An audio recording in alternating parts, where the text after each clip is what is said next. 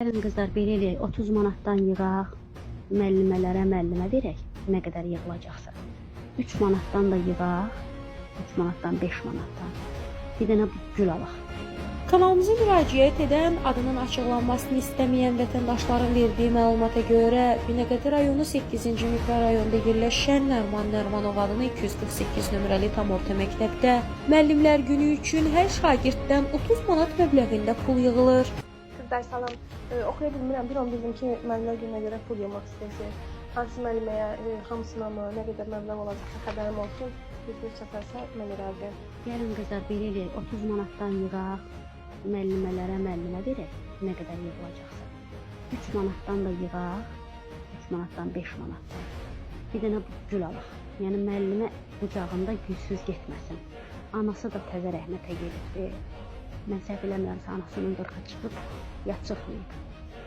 Qəlbi qırıqdır. Baxın, özü də cavandır, elə şey olduğuna bax. Mənim fikrimdə, yəni məni eşitsəniz, gəlin bunu yığaq, birinci gün hamımız buna ataq. 3 manatdan, 5 manatdan yığaq, gül alaq. Niyə bilin? Hamısı qurban olsun balalarımız, hamısı. Ay, anlayım səni, başladım səni. Yoxum deyəndə Allah aşkına.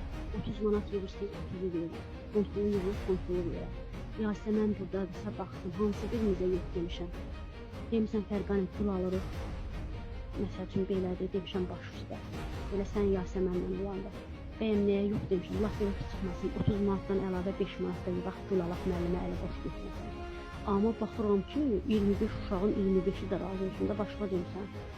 15 dənə uşağın, 25 dənə uşağın yerinə Fərqanə götürüb 50 manat verməlidir. Başqa demişəm. Bilirəm, fərzə bilirəm, o birisi sinifdə məlumat verdilərsə 15 manat. Mən də elə bütün valideynlərin yanında müəllimənin özünə dedim ki, müəllimə mən 3 dənə uşaq oxuduram, imkanım yoxdur, özümdə səhhətim normal deyil, mən 10 manat verəcəm. Heç olmasa qrupda demə, dedim onu demək deyil.